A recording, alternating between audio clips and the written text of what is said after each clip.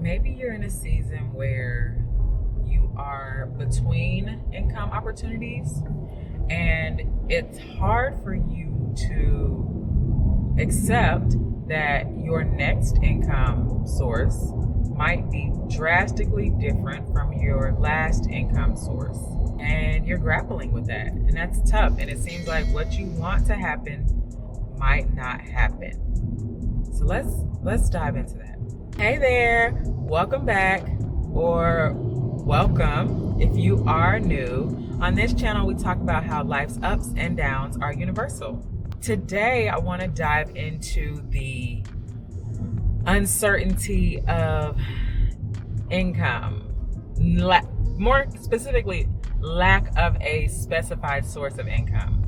You know, I've been researching and reading, and it seems like there's what they're calling the great millennial crisis, and there's like an identity shift in that crisis, and people are rediscovering themselves, starting over, finding themselves, and it just seems like everybody's having similar experiences.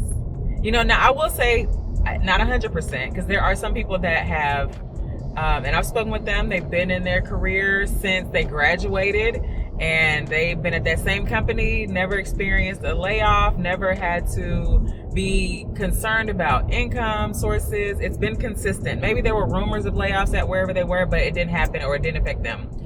Not for you. That's not what I'm talking about. I'm talking about people that have gone through maybe multiple waves of transitions, whether it be at a business, a corporate business, or you independently having some of your own initiatives and things didn't pan out the way you wanted to. You're now seeking to re-enter into a structured corporate environment, or whatever your prior employment was, you know, where you were basically like a W-2, whatever that was.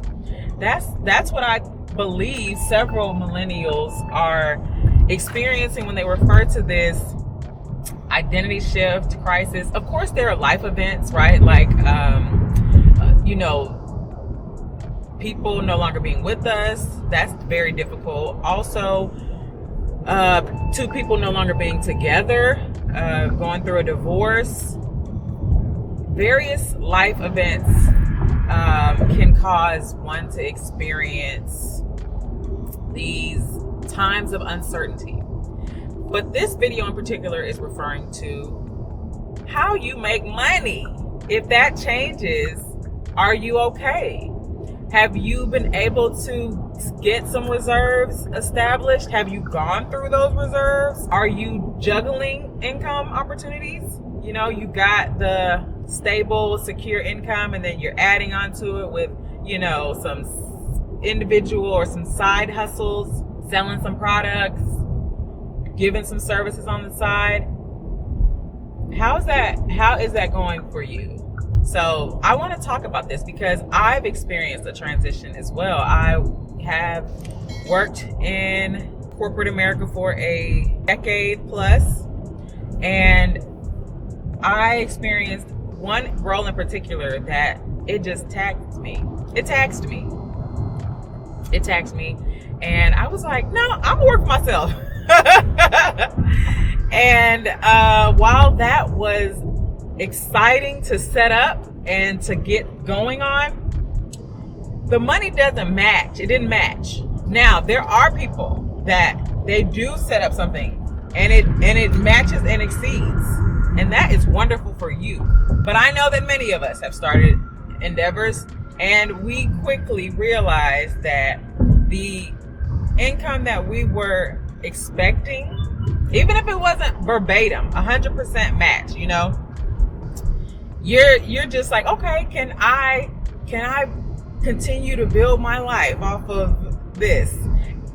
For some, absolutely. For others, no way, Jose, not happening.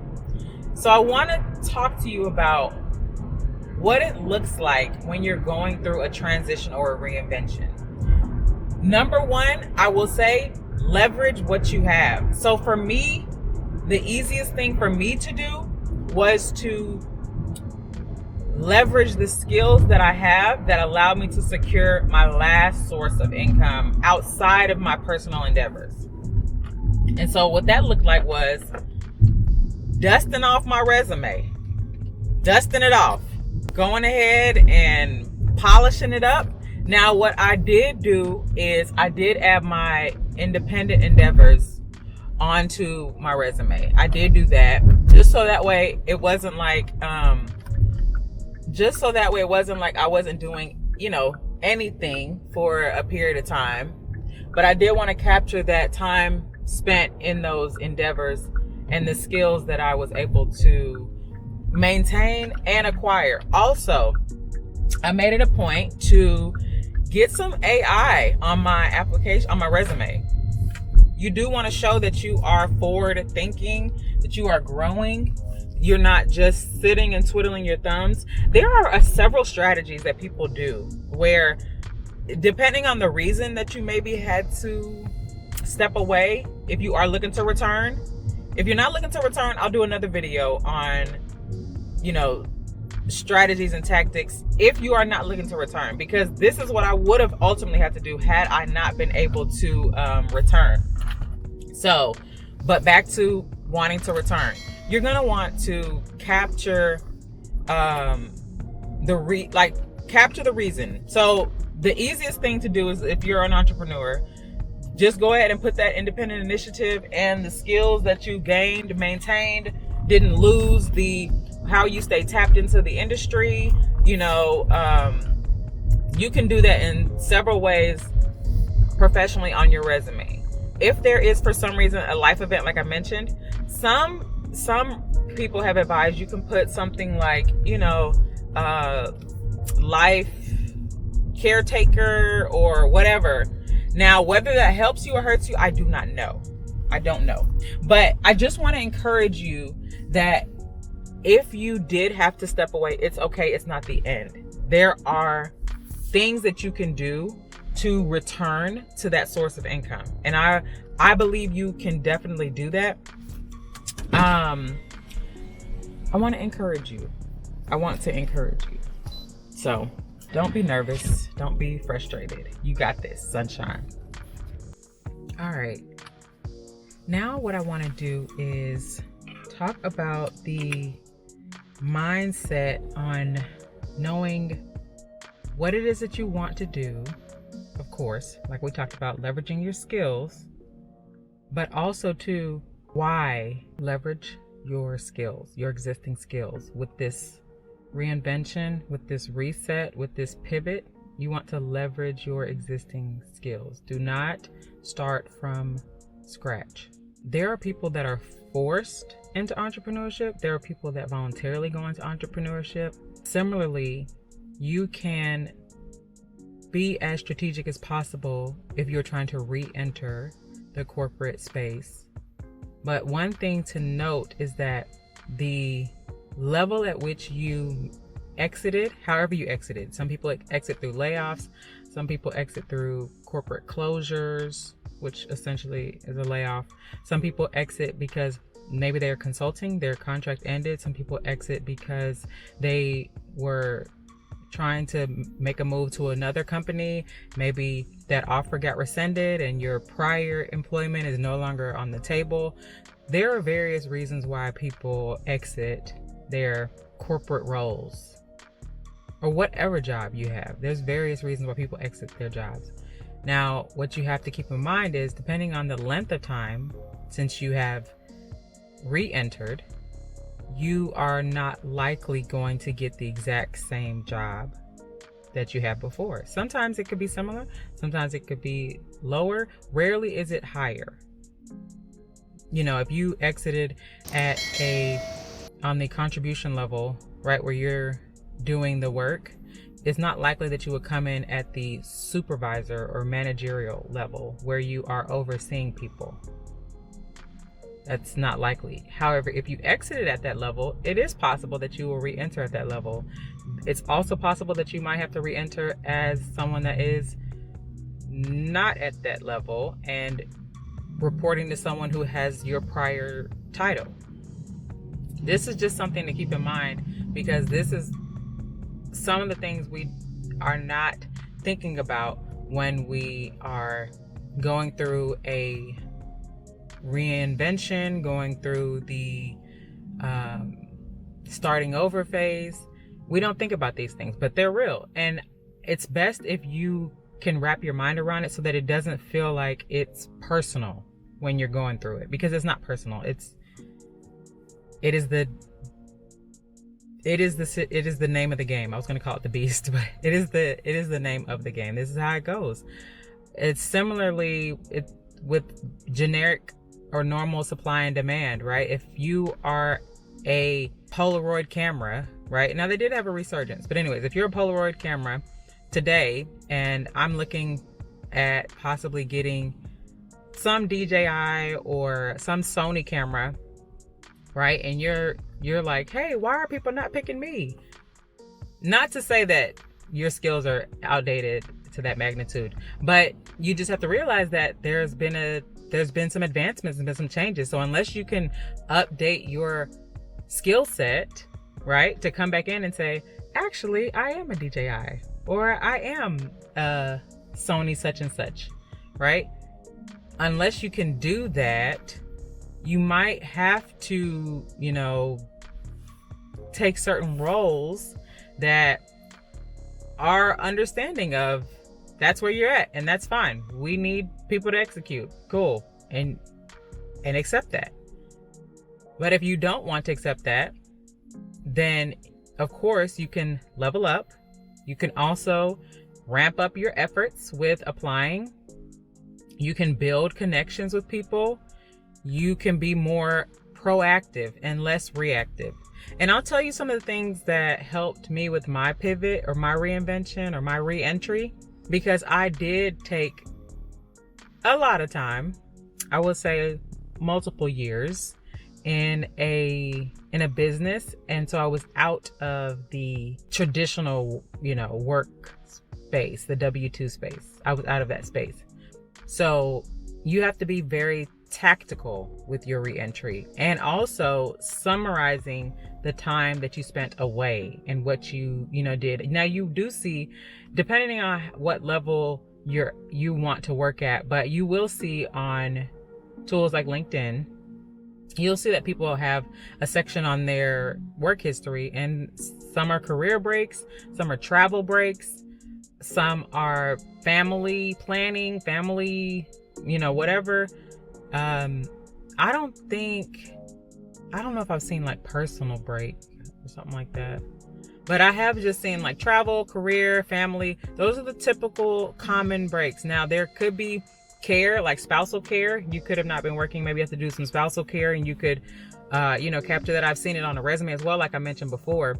But these are things to think about when you are telling your story, if your goal is re-entry, and getting it down to a 1 minute,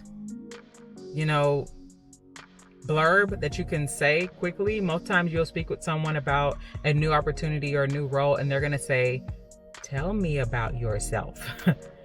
They don't want to know about your childhood and your, whatever all you've got going on in your life.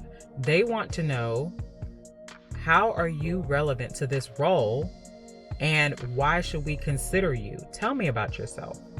And you should be able to concisely and efficiently state what you do, where you've been, and what you bring to the table. It's not getting to know you. So being able to have these, I don't want to call them scripts, but essentially they are scripts, because you're going to practice it, you're going to recite it. But having these scripts on the ready so that you can be someone that is well-spoken, articulate, and knowledgeable of what is this person asking of me with this question that they posed. I'm not wasting their time, and I don't want them to waste my time, because if I give you this blurb or summary, first of all, I'm assuming you reviewed some sort of credentials for me and you saw that I was a good fit, so that's why we're having this conversation. But after that, my assumption also is that I'm going to share details with you that let you know if I further align with this opportunity, and maybe if my personality aligns with the culture, wherever it is. Now, this is only if you're trying to reinvent yourself, but also re-enter something that you maybe stepped away from. It's very doable. It's very possible. It takes a level of consistency. So you're going to want to have your targets, and your targets are, of course, jobs, roles, applying for them, but also contacts. And I did a hybrid stack, right? So when I would apply for a role, when I was starting my re-entry search, I would also try to find someone in the company that had some affiliation with that role on LinkedIn. You can use other tools, whatever. If you're able to go to the company's website and you can see people's names and things like that, you can try to get their information and use search tools to get their email addresses or phone numbers. But you do want to stack your application outreach. So if you apply for a role and you see that, oh, this role is in the marketing department. Okay, so-and-so is the head of marketing, or so-and-so is the director of marketing. Chances are this person is aware of the role, right? And they also are possibly able to maybe have an initial conversation with you or pass your name along to whomever is doing it. Sometimes some roles, some companies don't allow people to talk with applicants, so they maybe will forward you to HR and say, you know, please email HR or reach out to HR. That's fine. But there are also other instances where somebody might say, oh, okay, yeah, I'll do a 5-minute chat with you, or look at my calendar and let's set some time to talk about this. You know, so having a proactive outreach mindset versus I applied for 50 roles, I'm waiting to hear back. You're probably going to be waiting. Now, this at the time of my search, this was one of the most competitive job markets I've ever experienced. And I will say that there's a lot of fish in the sea for these, opportunities. So you do want to show something unique about yourself. You maybe can send your resume, but also send a presentation. I've seen someone during their interviews, they started sharing their screen. I walked them through capabilities. Here's what I'm able to do. Visually appealing capabilities, documents, never been done before. I'm sure in other, depending on your industry, typically people don't really have a portfolio to share in an interview, but different times call for different measures. So just know that it is very doable. Whatever your objective is with your reentry, it's very doable. Can you come in higher than you were at? If you can substantiate the skill set gap with things that you've done, maybe independently, or that you grew through training or upskilling, is it likely that you can come in exactly where you were at? Very likely. Is it probably assumed that you will come in slightly lower or just underneath? That's a high probability, depending on how many years or how advanced your skill set is for the role or the opportunity below wherever you exited, because then you could be overqualified. So it's a delicate dance. And some people would say that's why you never have a gap on your resume, because they don't have to do that dance. But if you're living in real life and you've gone through a worldwide situation and you had the opportunity to reflect and just see what really matters to you and where you want to spend your time, you likely have a gap. It's likely that you have a gap. And these are just some tips and things that worked for me with resolving that gap. So do with it what you will, but I hope that this is very helpful. And I will do more videos on this because it is reflective in some of the articles and posts, comments, things that I read online. And it's a real life phase. It's a real life phase that's hitting a lot of people, specifically those that are over 30. This is a real phase that you experience. I don't know too many 20-year-olds that are reinventing themselves, but of course that's not my circle.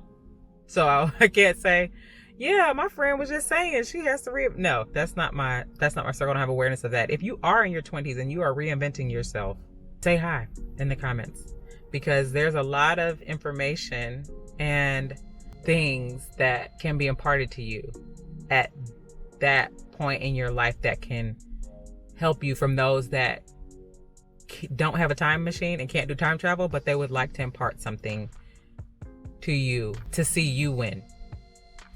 And the same for, those of us that are past the 20s, in the 40s, in the 50s, right? There's always someone ahead of you.